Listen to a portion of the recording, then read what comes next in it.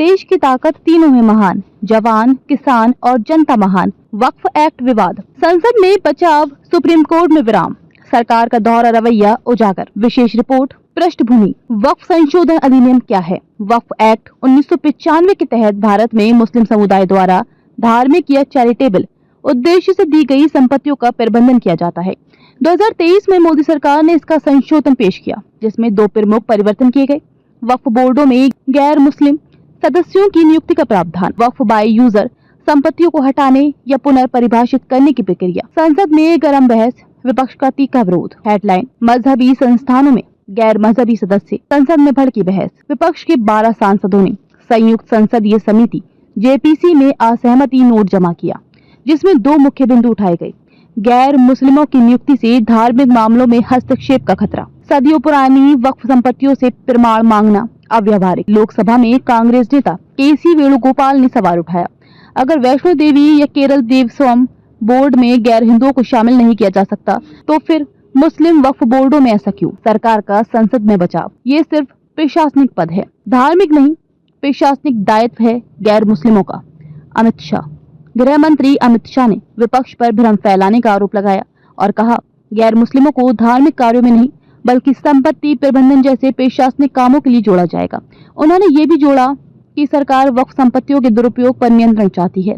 Supreme court में सरकार का यूटर्न, कोर्ट के सवालों पर झुकी सरकार, नियुक्तियां और अधिसूचना पर लगी रोक। सुप्रीम कोर्ट में जब सीजेआई संजीव खन्ना ने पूछा कि आप अल्पसंख्यकों को हिंदू धार्मिक संस्थाओं के बोर्ड में नियुक्त करेंगे, तो सोलिसिटर जनरल तुषार मेहता के जवाब ने कोर्ट की तीखी टिप्पणी को जन्म दिया, बेंच में बैठते ही हम अपना धर्म खो देते हैं। इसके बाद सरकार ने अदालत को भरोसा दिया, 5 मई तक कोई नई नियुक्ति नहीं होगी। वक्फ बाय यूजर संपत्तियों की प्रकृति में कोई बदलाव नहीं किया जाएगा। वक्फ बाय यूजर विवाद, आस्था बनाम दस्तावेज, 500 साल पुरानी मस्जिद के लिए रजिस्ट्री, अदालत ने जताई चिंता। राज्यसभा में कांग्रेस सांसद नसीर हुसैन ने सवाल उठाया, सदियों पुरानी धार्मिक संपत्तियों के कागज कहां से लाएंगी? सीजेआई खन्ना ने सहमति जताई, कहा ब्रिटिश राज से पहले रजिस्ट्री की प्रथा नहीं थी, ऐसे में 14वीं 15वीं सदी की मस्जिदों से रजिस्ट्री मांगना तर्कसंगत नहीं। आंकड़े और भू राजनीति, मामला केवल कानून का नहीं, 123 संपत्तियां सिर्फ दिल्ली में, सरकार ने दिखाई प्राइम जमीन की लिस्ट। अल्पसंख्यक मामलों के मंत्री किरेन रिजिजू ने संसद में कहा था कि दिल्ली में 123 से अधिक ऐसी संपत्तियां हैं जिन्हें गलत तरीके से वक्फ संपत्ति घोषित किया गया है। ये संकेत देता है कि मामला केवल धार्मिक नहीं बल्कि भूमि और प्रॉपर्टी की राजनीति से भी जुड़ा है। आगे क्या? 5 मई पर टिकी निगाहें। सुप्रीम कोर्ट ने संकेत दिया है कि वह पूरे कानून को स्टे नहीं करना चाहता, लेकिन विवादास्पद प्रावधानों की गहराई से जांच की जरूरत है। 5 मई 2025 को अगली सुनवाई में ये साफ हो सकता है कि सरकार स्थायी संशोधन लाएगी या नहीं, कोर्ट इन प्रावधानों को संवैधानिक मानता है या नहीं। धर्म, दस्तावेज और लोकतंत्र की परीक्षा।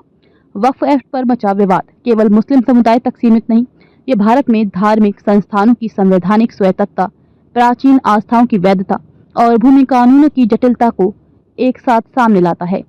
ये मामला अब राजनीति से आगे बढ़कर संविधान और नागरिक अधिकारों की गहराई में उतर चुका है। अधिक अपडेट के लिए लाइक, शेयर और सब्सक्राइब करना न भूलें।